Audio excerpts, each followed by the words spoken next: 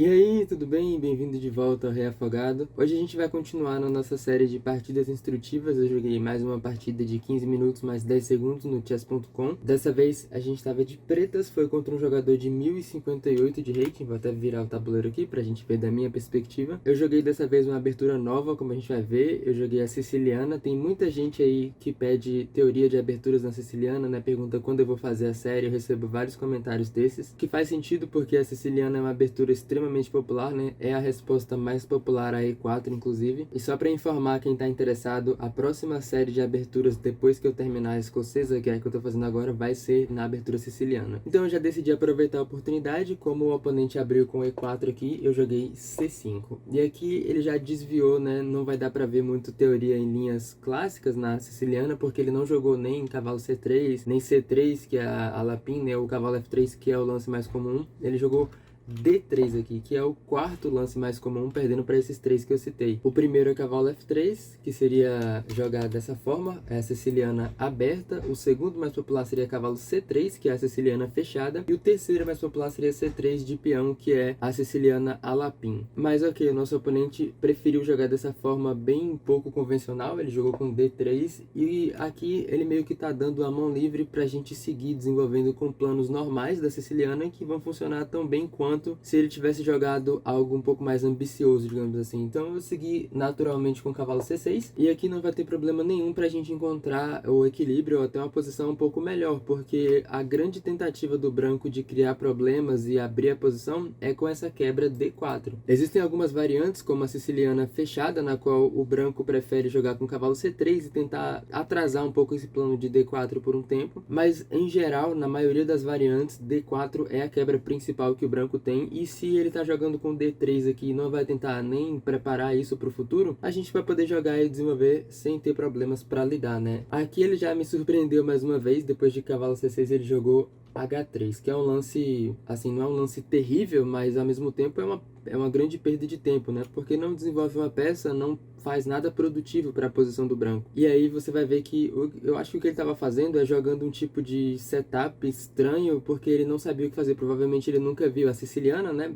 A siciliana não é tão popular nessa faixa próximo dos 1000 de rating. E aí, como o oponente aqui, eu tava jogando uma coisa estranha, ele provavelmente falou, ah, vou só subir um peão, subir outro, meio que sem saber o que fazer. O que não é a abordagem correta, né? Quando você se encontra numa situação onde o oponente tá jogando coisas estranhas e você não sabe como responder corretamente, o melhor que você pode fazer é procurar lances que sigam os princípios da abertura, porque aí você sabe que mesmo que talvez esses não sejam os lances mais teóricos, eles vão ser de boa qualidade porque fazem o que você deve estar fazendo na abertura, ou seja, desenvolver as peças, dominar o centro e colocar o seu rei em segurança. Sair movendo peões de flanco desnecessariamente quando você não sabe o que fazer é dar um tiro no próprio pé, porque agora, além de estar numa posição desconhecida, você está numa posição objetivamente pior por causa da qualidade baixa de um lance como H3. Mas ok, então eu segui como ele não tá fazendo nada que desafia a nossa posição, eu segui com um setup que é muito popular também na siciliana, que é jogar com um tipo de siciliana dragão, né? Que são aquelas sicilianas nas quais o preto joga G6, bispo G7, né? Pra fazer o fio inquieto desse bispo escuro e ter uma peça muito forte dominando toda essa diagonal, que agora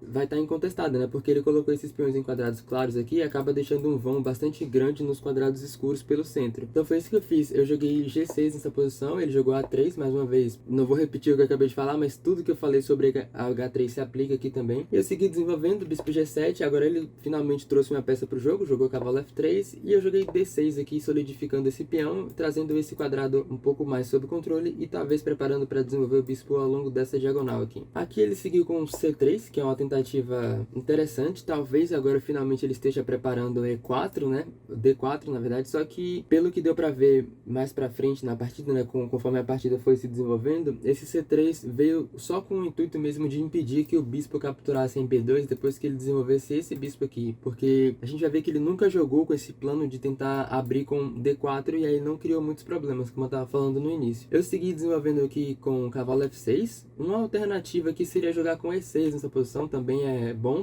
e aí a ideia seria de colocar o cavalo em E7, e o que isso faz é manter a diagonal aberta para bispo aqui mantém esse bispo com um pouco mais de visão, porque o cavalo em F6 acaba obstruindo um pouco a visão desse bispo. Mas não é como se fosse um lance ruim, também é bom cavalo F6, foi o que eu joguei. Ele jogou bispo para E2, eu vou continuar desenvolvendo aqui, fiz o roque, ele fez o roque também e eu joguei bispo para E6, trazendo minha última peça menor para o jogo. Agora ele desenvolveu o bispo escuro dele, jogou bispo para D2 e eu joguei dama B6. É a última peça que eu tenho que falta vir para o jogo, né? E eu aproveitei a oportunidade de que ele tirou o bispo que defendia esse quadrado para atacar com dama B6 e já ganhar esse tempo. Inclusive aqui o melhor lance, objetivamente, é voltar o bispo para C1 e defender novamente esse quadrado. Mas isso é um tanto contra-intuitivo, né? Não foi isso que ele jogou dama para C1, porque aí preserva o bispo desenvolvido e a dama vai defender esse quadrado, mas a gente vai ver como isso vai criar problemas mais pra frente. Aqui a gente está numa posição na qual a gente, digamos, saiu da abertura, né? As peças já foram desenvolvidas e aí, se a gente comparar a qualidade da posição dos dois lados, dá pra ver claramente que o preto tem, se não equilíbrio, até uma pequena vantagem. E o que gera essa diferença é principalmente o aspecto de atividade para as peças, porque esses bispos aqui não estão deixando uma impressão, né? Especialmente esse bispo claro, ele não tem nenhum alcance. O bispo escuro, pelo menos, ainda vê ao longo dessa diagonal e aí pode talvez vir para H6, tentar ser trocado pelo nosso bispo escuro, que é uma boa peça. Mas o fato de ele ter colocado o bispo em D2, o peão em C3 e outro peão em A3 faz com que esse cavalo fique totalmente sem quadrado de desenvolvimento. Então ele tem duas peças que são totalmente inúteis. Esse cavalo não tem para onde ir por enquanto e esse bispo não tem nenhum escopo. E essa má qualidade das peças dele é uma consequência das decisões estranhas que ele tomou no desenvolvimento durante a abertura. Agora ele está começando a pagar a conta, digamos assim, por lances estranhos como D3, C3, A3. Então durante a partida eu comecei a avaliar todos esses aspectos que eu tô reavaliando agora com vocês para tentar encontrar um lance que tirasse vantagem disso, que tentasse explorar essa diferença que está bastante clara entre a posição do branco e do preto. Quando você tem uma posição mais ativa, com mais espaço, digamos assim, muitas vezes a abordagem correta para tirar vantagem disso vai ser tentar abrir a posição, especialmente tentar abrir o centro, né? Criar vias para as peças virem à vida. Porque aí quando a posição começar a abrir, quando colunas e diagonais e novos quadrados começarem a ficar disponíveis, o lado que tem peças mais ativas vai conseguir tirar vantagem disso melhor. E aí desse ponto de vista, eu joguei o lance D5, né? Que agora que as peças já estão desenvolvidas, eu vou tentar abrir o centro e abrir a posição. A melhor tentativa aqui seria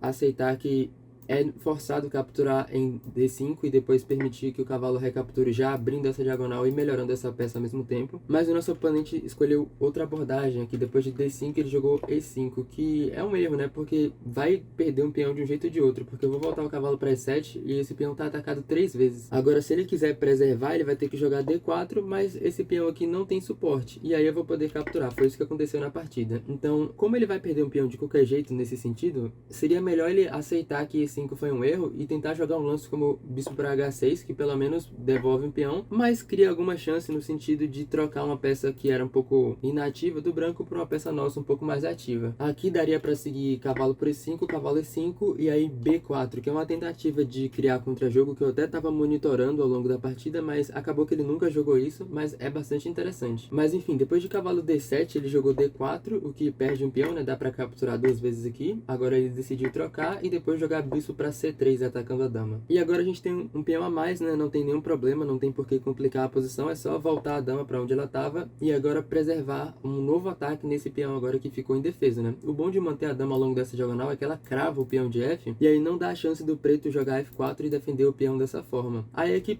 como não dá para jogar F4, né? Ele tentou defender o peão de E5 com o lance dama para F4, o que meio que só atrasa as coisas, né? Porque a abordagem mais simples, inclusive a melhor, o lance mais preciso aqui, seria só jogar com dama para C7. E aqui não tem problema nenhum, a gente está atacando o peão de E5 3 vezes, ele não tem como defender mais. A gente vai ganhar um segundo peão, né? A melhor tentativa aqui seria torre D1, sei lá, talvez tentando trazer a peça para o jogo. E agora bispo por E5, bispo E5, dama E5 para encorajar a troca das damas, já que a diferença de material está a favor do preto. E aí se dama por E5, cavalo E5 e essa posição é ganha para o preto. Mas eu sendo eu, lógico que não vou tomar a abordagem mais simples de converter uma posição. Em vez de dama para C7, depois de dama F4, eu joguei F6 aqui, que não é um lance, assim, terrível, mas também não é a maneira mais limpa de converter. Dava pra ter jogado dama C7 que só, tipo, voou por cima da minha cabeça. Eu não sei porque eu não vi esse lance, é tão simples, só ameaça mais uma vez ganhar um segundo peão. A minha ideia com F6 era um pouquinho mais complicada, eu queria forçar, né, F6 meio que força a abertura da coluna F, de um jeito ou de outro a coluna F vai abrir, porque se ele não capturar, aí eu vou capturar, e aí eu tava tentando tirar vantagem da dama dele tá em F4 e eu tenho uma torre aqui já mirando, né. Então aqui ele jogou E por F6 e eu joguei cavalo por F6, que mais uma vez é um erro. Então se F6 era, digamos, uma pequena imprecisão, agora recapturar de cavalo é realmente um erro. Isso porque eu dei uma chance, depois de cavalo para F6, de o oponente encontrar um recurso muito doido, daqueles assim que o computador vai falar que era uma oportunidade do branco equalizar, mas que é muito difícil de achar assim a sequência correta. E, inclusive eu encorajo você a tentar achar qual é o melhor lance para o branco nessa posição. Como refutar essa imprecisão que foi cavalo toma F6. Então eu vou dar a solução agora. O melhor lance, que foi o que ele não achou aqui, seria bispo para D4, que é uma ideia muito interessante. O que ele está fazendo aqui é ignorando essa ameaça que a gente tem de mover o cavalo e liberar um ataque, porque ele está contra-atacando a nossa dama. O melhor lance aqui seria cavalo para E4, mas como a nossa dama também está no ar, esse ataque liberado aqui não é tão assustador, né? Ele pode jogar dama por F8 com cheque primeiro, para depois tomar a nossa dama aqui com o bispo. E aí no final, quando a gente recapturar, digamos,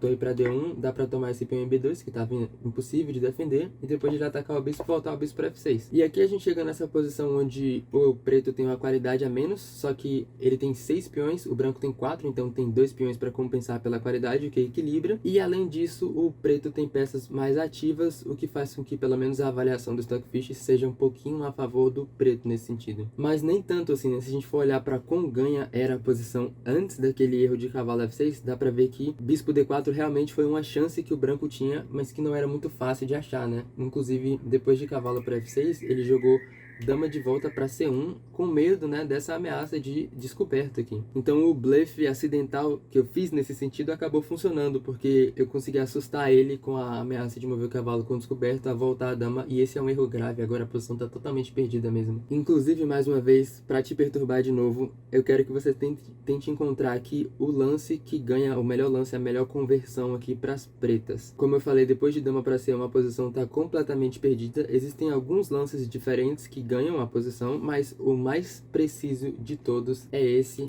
D4, que não foi o que eu joguei. Eu joguei uma ideia meio similar a essa, na partida eu joguei torre para C8 com a ideia de ameaçar D4 numa posição onde o bispo ia estar cravado, né, ameaçar D4 ganhando uma peça. Mas já dava para ter jogado imediatamente D4, porque a ideia aqui é que, digamos, se ele mover o bispo, o melhor lance seria bispo B4. Só que agora dá pra jogar cavalo D5, que defende o peão em E7 e contra-ataca o bispo, e ao mesmo tempo a gente tem essas ideias de trazer a torre de A ou a torre de F para C8 com o tempo na dama dele. Mais uma vez, o melhor lance aqui seria cavalo para D2, só que isso permite torre F C8 com o tempo na dama, e se dama D1 dá pra jogar A5 e o bispo tá encurralado, ele vai perder uma peça. E aqui realmente não tem o que fazer, você pode ter pensado, se D4, ele não precisa jogar bispo D4, né? Digamos, se bispo D2 agora. Aí é uma solução similar. Aqui a gente joga torre A para C8 com tempo, e se dama D1, dama por B2, e essa torre não tem como defender, né? Se ele mover o cavalo, que é o melhor lance, cavalo para C3, a gente vai poder capturar. E se ele tentar bispo de volta para D2 depois de cavalo D5 aqui, digamos, em vez de jogar cavalo D2 agora tentar voltar o bispo para cá, também perde para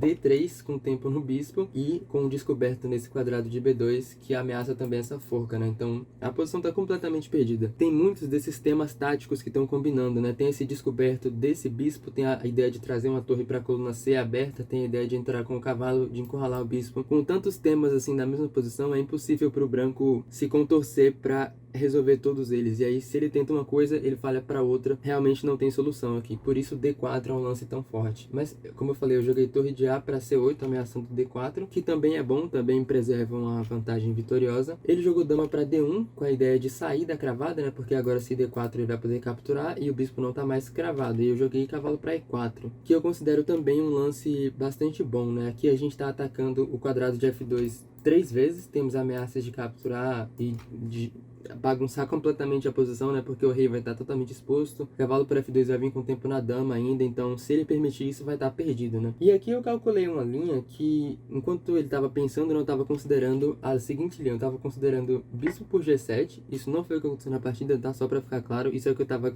calculando, e aí nesse caso eu ia jogar rei G7, e aí eu estava vendo esse lance pra ele, né, como ele resolve o problema de F2, e aí eu encontrei o lance pra ele bispo pra F3, que ataca o cavalo e bloqueia o ataque da nossa torre F2. Então essa foi a solução que eu encontrei. E aí nesse caso eu ia jogar dama por B2, já que o peão ficou no ar, né? E agora eu calculei bispo por E4, D4, cavalo D2 e sei lá, torre de FD8 e a posição tá totalmente perdida. Aqui se ele não mover o cavalo, aí essa torre vai cair. Então ele tem que mover o cavalo para algum lugar. Se jogar aqui eu tomo, e se jogar aqui, foi o que eu considerei o melhor lance, vai perder para a torre D8 do mesmo jeito. Só que ele me surpreendeu. Eu vi essa sequência e falei, ah, beleza, isso aqui tá totalmente ganho, não tenho o que fazer. Só que ele me surpreendeu aqui, depois de cavalo para E4, ele jogou uma ordem diferente, ele jogou bispo F3 primeiro, que eu não vi, eu vi bispo F3 mais tarde, né, depois da troca, e ele jogou antes, que é melhor, é mais preciso, e é o melhor lance bispo F3 aqui. Porque como ele não trocou os bispos, como na linha que eu tinha calculado, o peão em B2 não tá no ar, e agora dá pra gente preservar uma vantagem vitoriosa mesmo assim, só que não é tão simples como na linha que eu tinha calculado. Aqui eu joguei cavalo por C3, né, capturando o bispo dele, e depois de cavalo C3, dama por B2, ganhando mais um peão. Agora a gente tem 2 peões a mais, e esse cavalo aqui tá no ar, né? A posição dele tá sob muita pressão, tá muito difícil de defender. O recurso defensivo mais tenaz que ele teria aqui seria dama para E1, que é tipo, é muito estranho, é muito estranha a ideia, mas você vai ver que funciona. A ideia nem é defender esse cavalo, porque nem tem como defender mesmo. A ideia é contra-atacar o nosso bispo em E6, para que se a gente tomar o cavalo, ele possa tomar em E6 de volta com o tempo. E a gente não vai poder permitir isso, né? O nosso melhor lance aqui seria bispo por H3, tirando vantagem do fato de que esse peão tá sobrecarregado. Se recapturar aqui, aí esse bispo fica no ar. E aqui dá uma chance para ele jogar cavalo por D5 e salvar a peça. Aqui dá pra gente jogar dama D1, e a gente vai ver que na partida aconteceu um tema similar a esse. Aqui como ele vai ter que recapturar de dama, acaba que no final das contas a gente ganha a qualidade, né? Quando ele tomar aqui, a gente vai tomar de volta com a dama, com o bispo, e ele vai tomar de volta, a gente ganhou uma torre e uma dama por um bispo e uma dama, né? Então a gente saiu com uma qualidade a mais. Aqui ele pode jogar esse intermezzo com o cavalo por E7 cheque primeiro, para tentar recapturar a qualidade aqui mais tarde. Aí depois de rei H8, dama por A1, bispo A1, cavalo por C8. E aqui a gente tá numa situação engraçada, né? Porque esse cavalo tá no ar, só que o nosso bispo, se a gente recapturar, aí o nosso bispo vai ficar no ar aqui, e esse bispo também tá no ar. Então tem muitas peças penduradas ao mesmo tempo. A melhor solução aqui seria jogar bispo para D4 e salvar a peça que tá mais, assim, ao alvo do ataque, para tentar manter a atenção. Porque agora a gente tá ameaçando tanto capturar aqui em F3 de torre, porque se G-F3 aí essa torre vai cair de volta, quanto estão ameaçando recapturar o cavalo.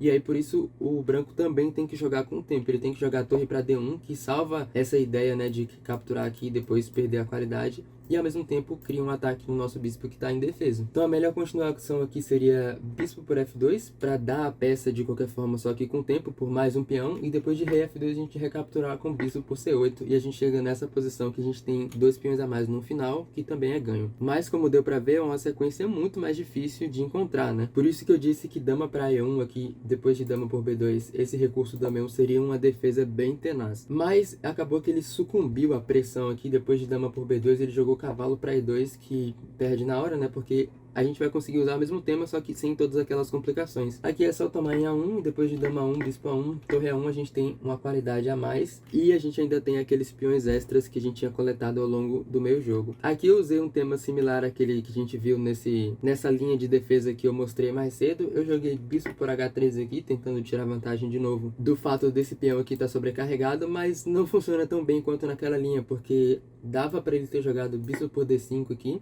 E aí, E6 é forçado, né? Porque se eu mover o rei, aí ele vai tomar essa peça e eu não tenho mais como recapturar o bispo. Só que agora ele joga bispo por B7 de novo, e depois de torre C7 eu tenho que manter o tempo para que ele não tenha a possibilidade de ganhar a nossa peça de graça. Aí aqui ele pode voltar o bispo para F3, a gente volta o bispo para F5, e acabou que ele conseguiu capturar 2 peões em troca do 1 que a gente capturou aqui, e a gente perde um peão. Mas mesmo assim, a posição continua ganha, né? É só que esse recurso de bispo por H3, por mais que pareça meio chique, não funciona tão bem quanto naquela outra linha. Mas acabou acabou que ele não viu isso, ele só jogou GH3 mesmo, que permite torre F3, e agora a gente só tem outro peão a mais. E a partir daqui, nem tem muito o que comentar, né? A posição tá totalmente ganha em termos de material e atividade e tudo possível. Ele jogou RG2, torre F8, ameaçando o peão. Ele defendeu com a torre, mas aí no processo pendurou outro peão em A3, e agora é só avançar esses peões a mais que a gente tem, né? Ele deu umas cutucadas nas minhas torres com o cavalo. A gente só tinha que tomar cuidado aqui para não pendurar nenhuma forca, né? Porque quando o oponente tem um cavalo, sempre tem a chance de você pendurar uma forca das duas torres ou do rei em uma torre. Mas eu tomei o cuidado para evitar que isso acontecesse. Inclusive, nesse caso, pela diferença de peões, mesmo que ele conseguisse recuperar a qualidade, ia ser muito difícil defender torre contra torre. Quando a gente tem 6 peões, ele tem 2, né? Para não dizer impossível defender isso. Então a partida seguiu torre 1, torre B5. Eu tô só procurando quadrados para as minhas torres que evitem aquelas forcas e que ao mesmo tempo deem possibilidade para os meus peões avançarem, né? Aqui eu acabei de perceber que eu podia ter capturado o cavalo. Não faz diferença, afinal tô totalmente ganho do mesmo jeito.